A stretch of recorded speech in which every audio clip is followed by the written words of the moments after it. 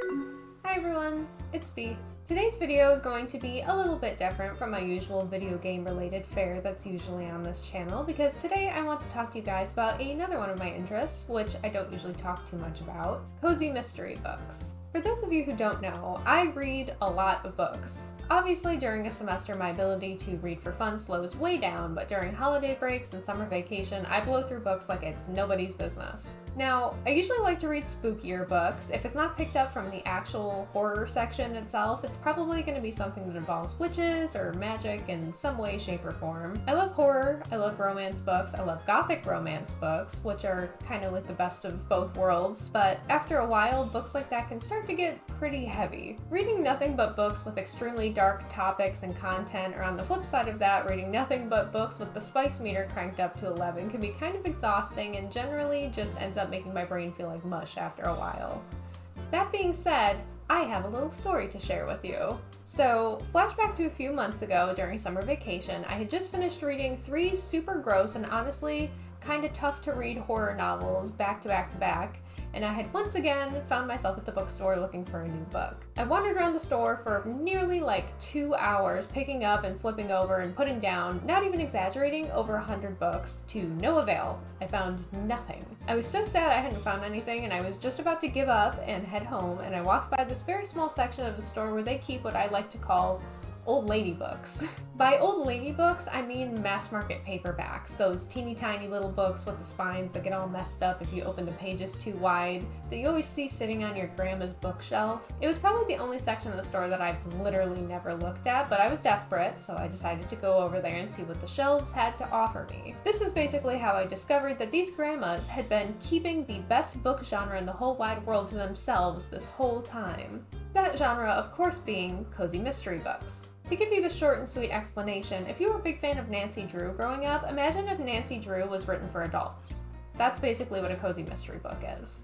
So, what sets a cozy mystery apart from a regular mystery is, of course, the cozy part. Cozy mysteries are cozy because they cut out the violence, gore, heavy cursing, and occasional sexy content, usually included in a regular mystery novel, and instead just focus on solving the mystery Nancy Drew style. Like Nancy Drew books, the protagonist of cozy mystery novels is usually a woman, but rather than a teenager, they're usually in their 20s or 30s. They usually have a job of some sort, like a baker, a barista, a florist, or something a little bit more magical, like a potion maker or a witch, and when the murder occurs in whatever adorable little Gilmore Girls Stars Hollow-esque town that they live in, it's up to them to use their amateur detective skills to help solve the case.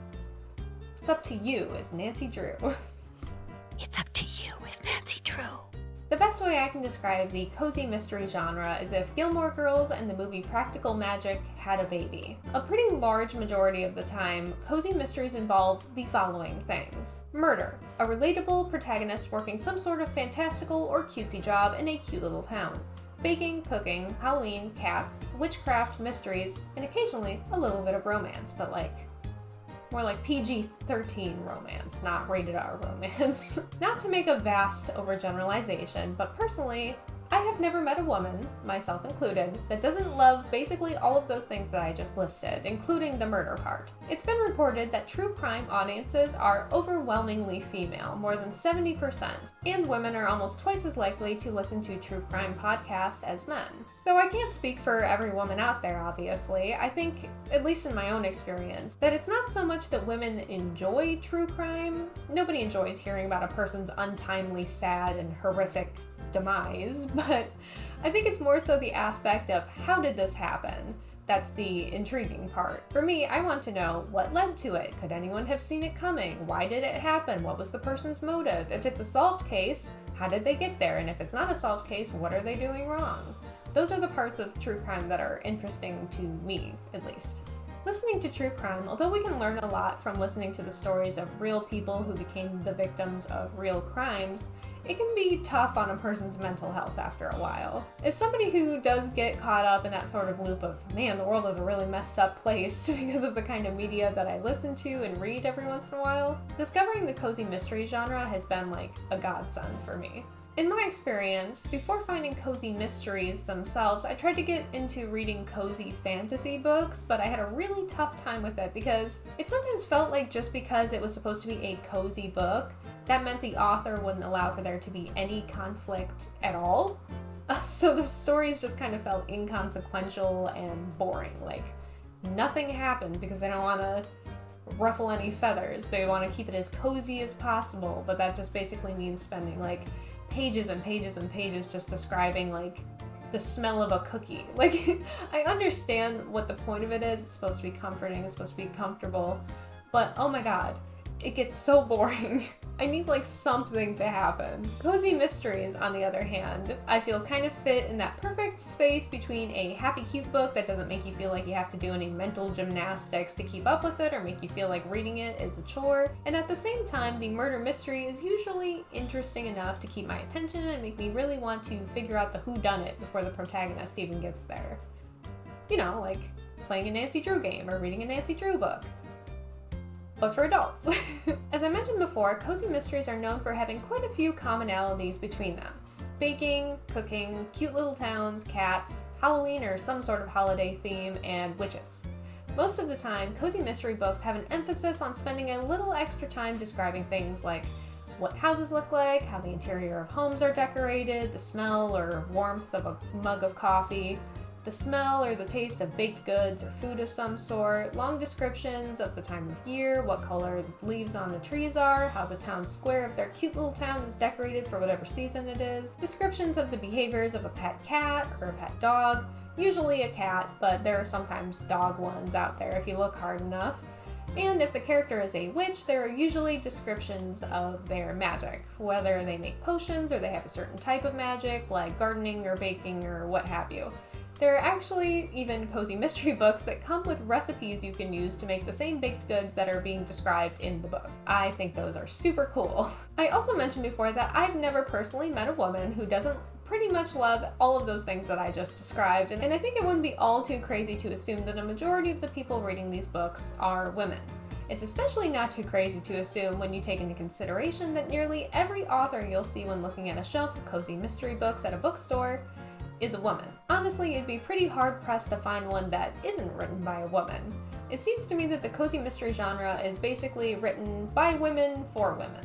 That's not to say that you have to be a woman to read cozy mysteries. Of course that isn't the case, and honestly I think everybody should be reading more no matter what. It's good for you. However, I do think that the reason that all of these stories have the same few things in common, like a relatable female protagonist with a traditionally feminine job like a baker or florist, cats, witchcraft, cute idyllic little towns where everyone knows everyone, is because those are all things that I feel are associated with women, or at least things women traditionally aspire to, and the writers of these books are usually women who also feel aligned with those interests. Of course, just saying again, this is not true of all women, but within our culture, I feel if you made a chart with guy interests on one side and lady interests on the other side, every single thing I just mentioned would go on the lady side. That is probably due in large part to things like gender stereotyping and gender socialization, teaching us that those are things that girls should and do like, and things that girls should or do want or aspire to. But as a much larger conversation that deserves to be had in a format that is not a silly YouTube video about cozy mystery books. Speaking of silly things, I forgot to mention a couple other crucial parts of the cozy mystery genre that are incredibly silly and I love so much. The first of which being that cozy mystery books, more often than not, have extremely cheesy or gimmicky titles.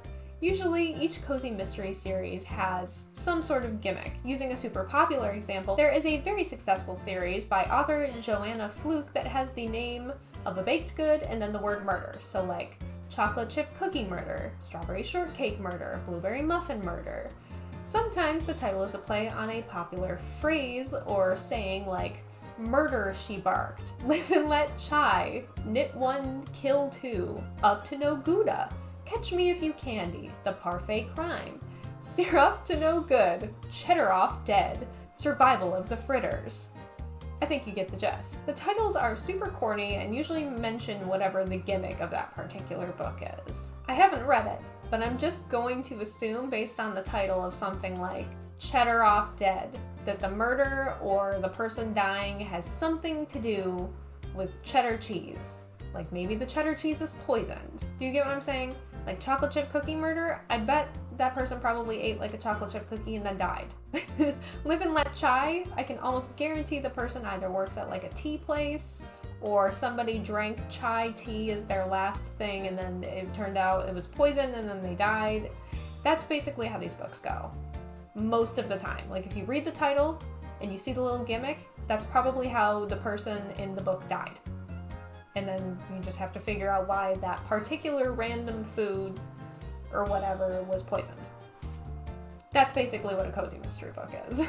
The cover art of cozy mystery books is usually very particular as well, and something I think is pretty exclusive to the genre.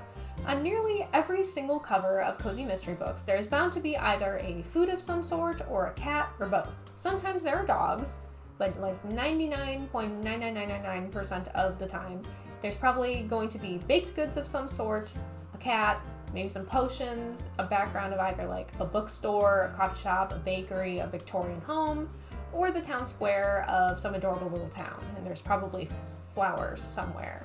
I can probably find the cover of a book and put it here, and it will have every single one of those things I just mentioned, or at least close.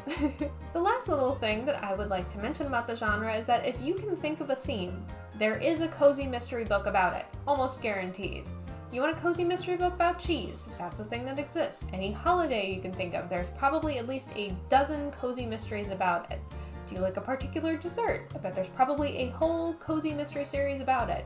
Do you like Renaissance fairs? Great, there's a whole series of cozy mysteries just about Renaissance fairs. Multiple, actually. Any random thing you can think of off the top of your head, I can almost guarantee you that there's probably a cozy mystery book about it. And that's one of the things I really love about the genre is because whatever you're into, whatever season it is, whatever holiday's coming up next, there's always a book for the occasion.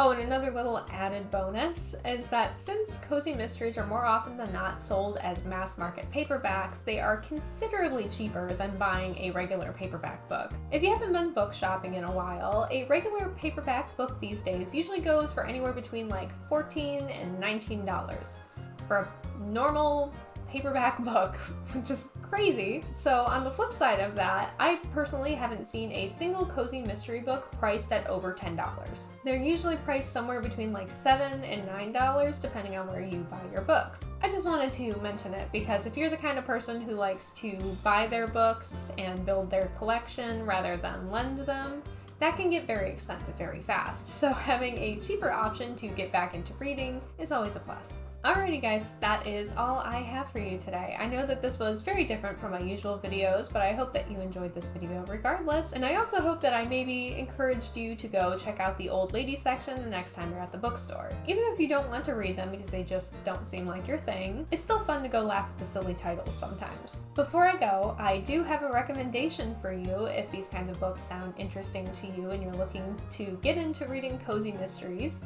It's called In the Company of Witches by Oralee Wallace, and I can personally guarantee you that if you liked the movie Practical Magic, that you will love this book.